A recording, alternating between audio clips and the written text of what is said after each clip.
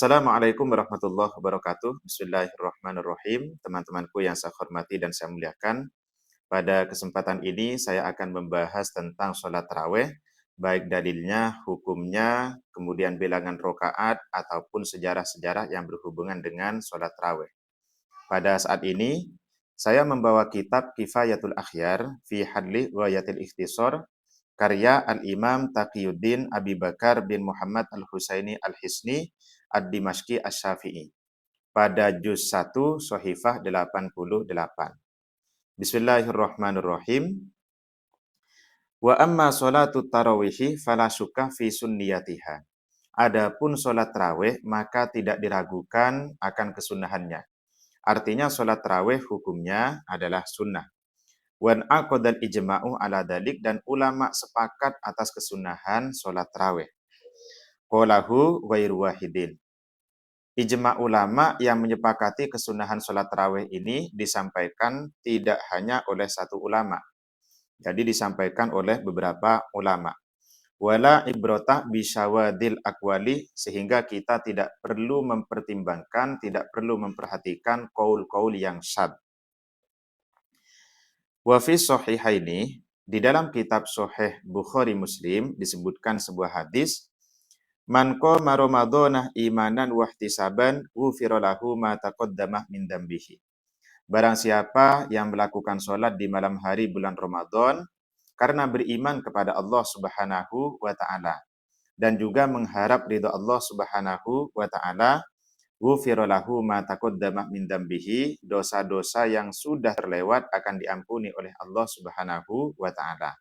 Nah, ini teman-teman adalah dalil pertama tentang kesunahan sholat tarawih. Wa fihima, dan juga di dalam kitab Bukhari Muslim disebutkan min hadithi Aisyah radhiyallahu taala anha, hadis dari Sayyidah Aisyah radhiyallahu taala anha, annahu alaihi salatu wassalamu shallaha layaliyah, bahwa baginda Nabi sallallahu alaihi wasallam melakukan sholat di malam bulan Ramadan di beberapa malam. Fasallauha ma'ahu, kemudian para sahabat ikut sholat bersama Rasulullah sallallahu alaihi wasallam. Tsumma shalla fi baitihi baqiyata syahri. Kemudian Rasulullah sallallahu alaihi wasallam melakukan sholat di rumahnya di sisa hari bulan Ramadan tersebut. Wa qala, kemudian baginda Nabi bersabda, inni khasyitu an tufradu alaikum fata'jizu anha. Kenapa Rasulullah melakukan qiyamul lail di bulan Ramadan tidak penuh dilakukan di masjid? Rasulullah memberikan alasan, memberikan jawaban, sungguh saya khawatir jika sholat ini akan difardhukan untuk kalian semua, fata'jizu anha, dan nanti kalian tidak akan mampu melaksanakan sholat ini. Ini alasan baginda Nabi Sallallahu Alaihi Wasallam melakukan qiyamul lail di bulan Ramadan hanya beberapa malam saja dilakukan di masjid dan sisanya dilakukan di rumah.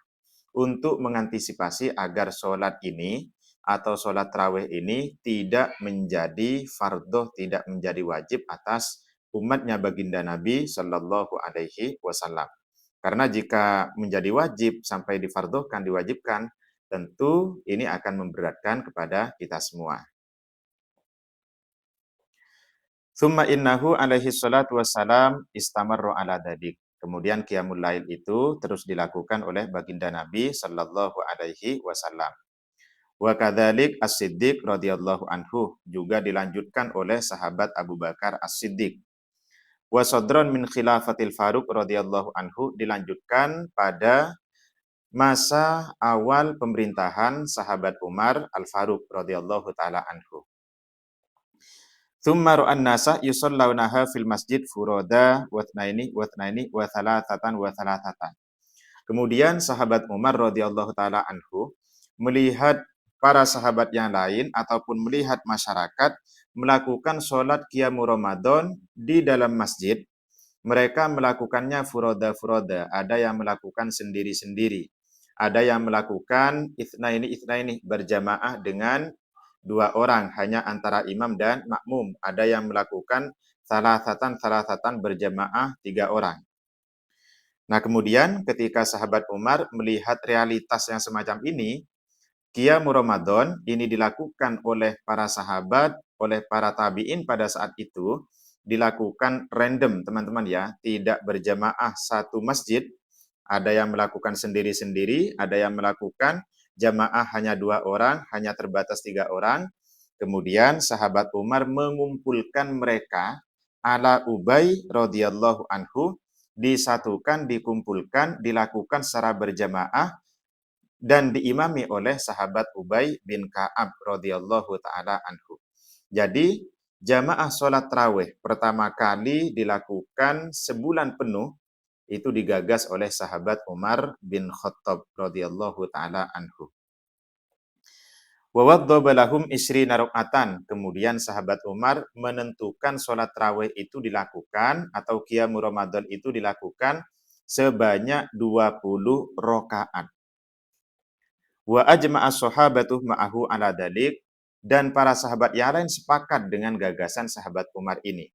Artinya, melakukan qiyamul Ramadan ataupun sholat tarawih berjamaah 1 bulan penuh di satu masjid, kemudian penentuan jumlah rakaatnya 20 rakaat, ini merupakan gagasan sahabat Umar bin Khattab dan disepakati oleh para sahabat. Artinya, kegiatan sholat tarawih berjamaah 1 bulan penuh 20 rakaat itu merupakan ijma' sahabat, teman-teman ya.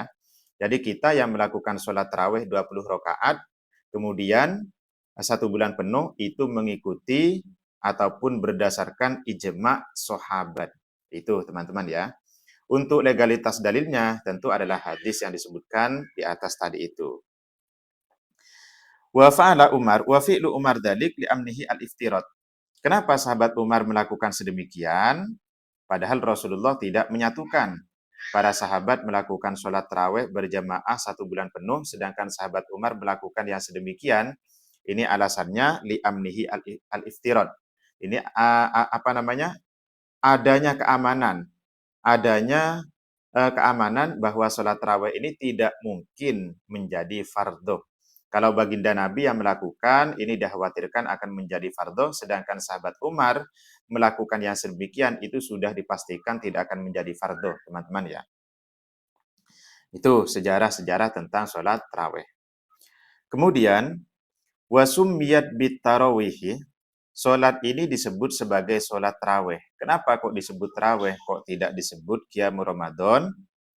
Disebut tarawih li'annahum kanu yastarihuna ba'da kulli taslimataini. Karena para sahabat setelah selesai melakukan sholat 2 rakaat setelah salam, mereka itu istirahat. Jadi ada jeda yang diambil oleh para sahabat setelah salam sebelum melanjutkan ke sholat setelahnya, sebelum melanjutkan ke rakaat berikutnya. Oleh karena itu, sholat ini disebut sebagai sholat tarawih. Wayanwi fi kulli rakaataini at-tarawiha au qiyamah Ramadan. Lalu niatnya bagaimana? Setiap 2 rakaat itu niatnya yaitu niat sholat tarawih. Berarti usolli sunnatat tarawihi rakaataini makmuman ataupun imaman lillahi ta'ala. Jadi niatnya niat sholat tarawih atau niat qiyamul Ramadan untuk mendirikan sholat di bulan Ramadan. Walau shollaha arba'an bitaslimatin, kalau misalkan melakukan sholat 4 rakaat dengan 1 salam, lam yasihah, tidak sah, teman-teman ya. Bi khilafi ma law sholla sunnatad duhri arba'an bitaslimatin, berbeda jika melakukan sholat sunnah duhur 4 rakaat sekaligus, 1 kali salam. Fa innahu yasihu, ini hukumnya sah. Tapi kalau sholat tarawih harus 2 rakaat salam, 2 rakaat salam, tidak boleh 4 rakaat salam, tidak boleh. Kalau 4 rakaat salam itu tidak sah. Berbeda dengan sholat sunnah duhur. Alasannya, wal farqu annat tarawiha syuri'at fiha al jama'atu. Perbedaan antara sholat sunnah tarawih dengan sholat sunnah duhur, bahwa sholat tarawih itu disyariatkan berjamaah, dianjurkan untuk berjamaah. Sehingga karena dianjurkan berjamaah, fa'asbahat al-faro'idoh, sholat tarawih itu menyerupai sholat fardhu, fala tughayyir amma waradat, maka tidak boleh dirubah sebagaimana yang sudah warid dari baginda Nabi ataupun yang sudah warid dari para sahabat. Itu teman-teman ya. Jadi sudah jelas sekali bahwa sholat taraweh itu hukumnya sunnah. Sholat taraweh itu bilangannya 20 rakaat. Kemudian setiap selesai salam ada jeda sebelum melanjutkan rakaat berikutnya. Dan sholat taraweh 20 rakaat dilakukan secara berjamaah di masjid 1 bulan penuh itu merupakan gagasan sahabat Umar dan disepakati oleh sahabat sehingga ini menjadi ijma sahabat. Oke teman-teman, itu saja. Assalamualaikum warahmatullahi wabarakatuh.